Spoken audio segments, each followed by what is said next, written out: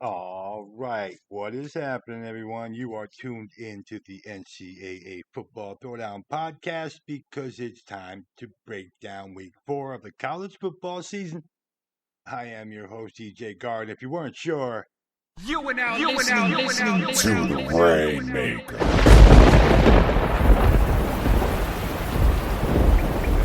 you are hanging with the Rainmaker, not wasting any time today, baby. Ring a bell. Yep, yep. Thursday, September 17th, as I put this show out there. That means it's time to turn it on. I'm not touching that Thursday night game between Rice and Charlotte because nobody should be touching that Rice Charlotte game. What are you doing?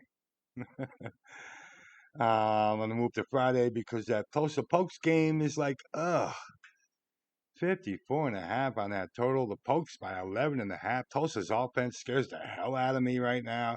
I watched Oregon hand Oklahoma State that 69-3 beat down. So it's like, all right, both defenses have plenty of holes to fill, and both offenses look clueless. And of course, it's a rivalry game, but I'm not going to flip my coin wondering which way that game's going to go. Just, I know. And the other Friday night game, though, I'm going to pocket all three of those points with the Scarlet Knights at home. I might not be the only guy expecting Rutgers to find a way to pull off a home upset against Iowa. But Ethan Calimanis has just done no wrong this year. 73%, 7-0 ratio on top of a touchdown receiving. Oh, man. Doing it all. Of course, Ohio, Miami, Ohio, and Norfolk have been their first three opponents. So, of course, last week's Norfolk's game was just a big practice. But hey, there ain't no more practice time. There are no more cupcakes on the schedule anymore. Meanwhile, in corn country, Hawkeyes of UMass Albany. Okay. Okay. Of course, they lost the field goal game to Iowa State, so they're 2-1. That was a bitter loss for them, but I'm sure that Iowa might be happy to get Rutgers to open the Big Ten campaign. The 4-0 all time against them. And on the other side, I'll tell you what, I imagine a big fat 22-0 has been sitting up on that board to open Big Ten campaign. Because last year, Iowa just shut them out. So I'm sure somewhere in Rutgers' locker room, they're like 22-0. We're starting the Big Ten season against that. Let's go revenge that. You got to imagine somehow when that Big Ten schedule came out and they said, "Oh, Iowa opened it. Oh, great. Okay." Of course, Mark Gronowski's been dual threatening his ass all over the field to start the season. 306 passing yards, 88 rushing yards, 6 touchdowns responsible for, 3 in the air, 3 rushing, and the only one pick. I honestly expect this to be a pretty good game on a Friday night to catch. No, Rutgers is pretty beat up in that defensive secondary. Of course, that's a concern, but I still see this as like a 28-27 down to the wire kind of game. That 45 and a half sitting there is like, all right. I'm going to take Rutgers +3 to start the week for me, and that over 45 and a half is going to go on the board on a Friday night. And then we move to the Saturday slate. You know what? Ring the bell again.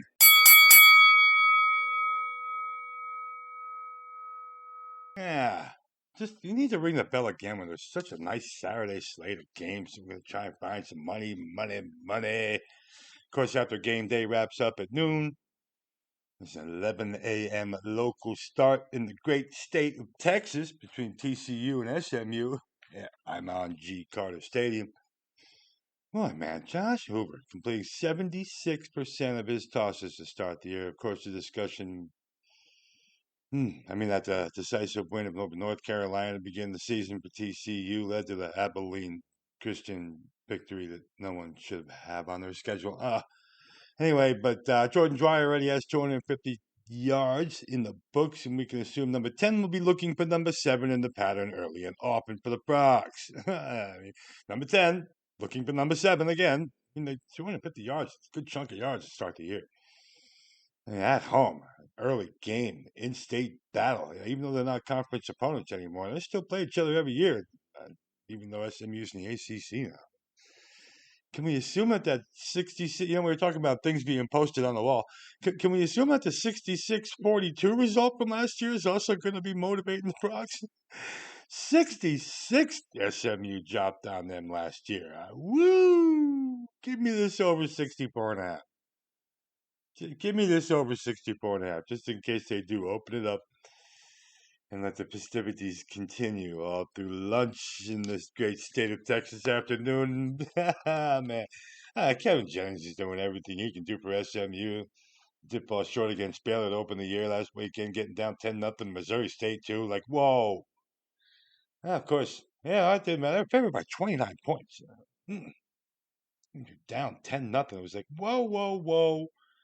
And of course, TJ Hurden said, no, no, no, no, no.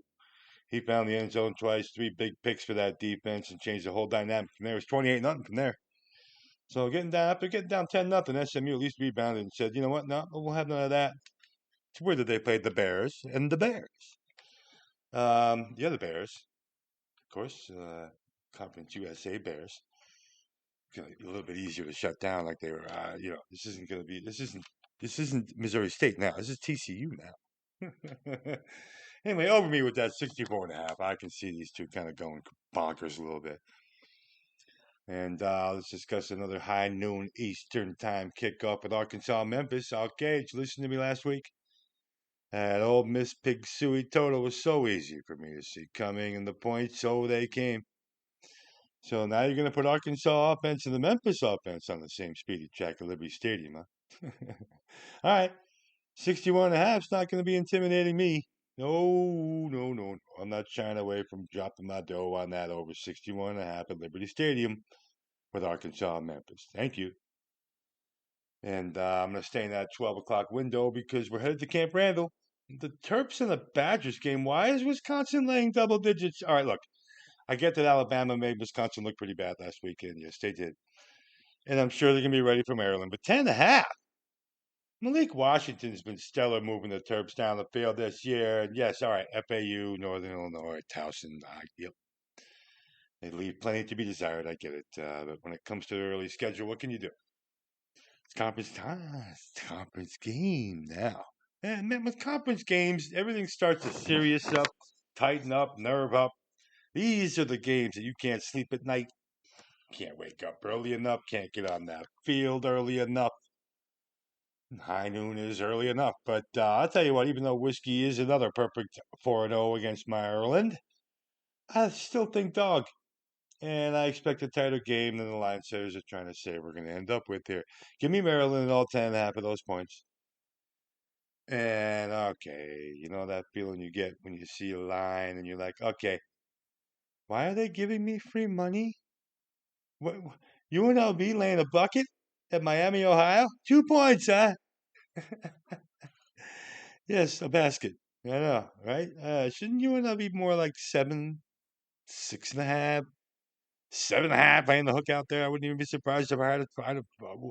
UNLV by 2. 2.5, it might be. It might even be 3 by the time you get this game on the board. Oh, okay. Okay. Yeah. UNLV is going to struggle with Miami, Ohio, not. Put that on the board. I know I really wanted to open that.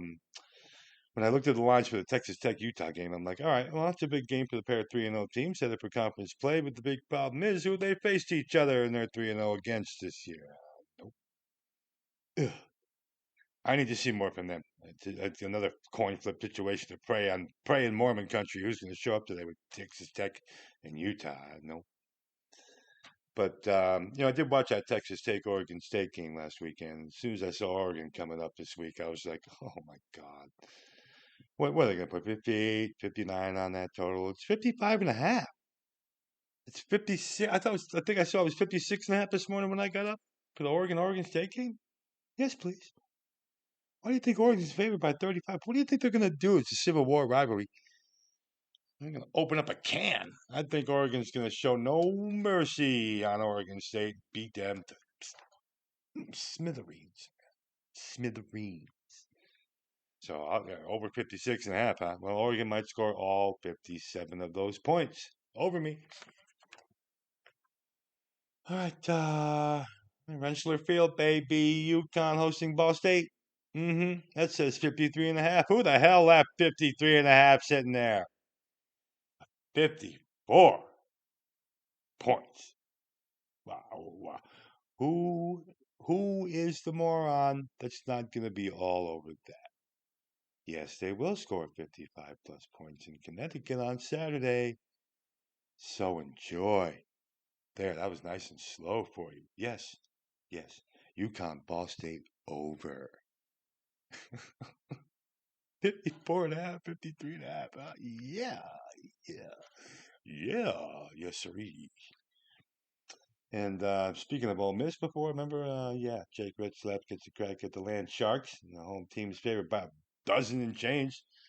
And there's another 61.5 on an Ole Miss total list. And I'm expecting Retzlaff to have 250 passing yards and 150 rushing yards, about 400 overall.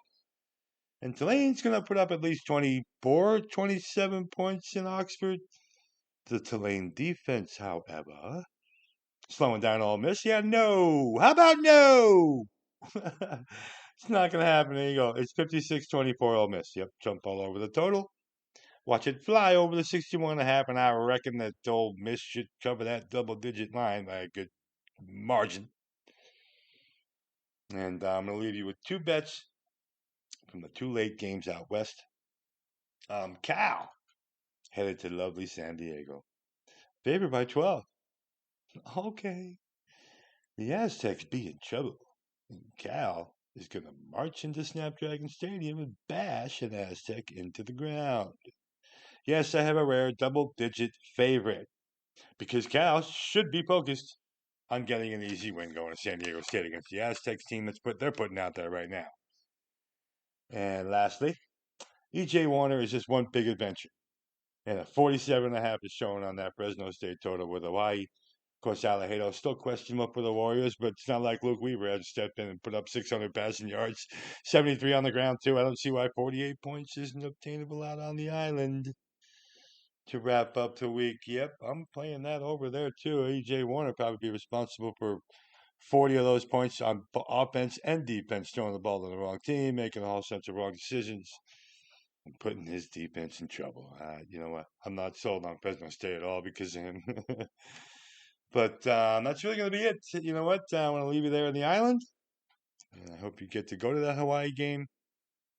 Shouldn't we all get to go to a Hawaii game? All right. Good chunk of bets for week 4 of the college football season is on your board. So thanks for checking me out here at the Throwdown. Of course, remember you can find me on Spotify, YouTube, and Apple Podcasts, Pocket Cast, my website, of course, at thesportsbettingpub.net. And, hey, thanks for tuning in. Of course, I'll catch you all next time, all right? And ciao!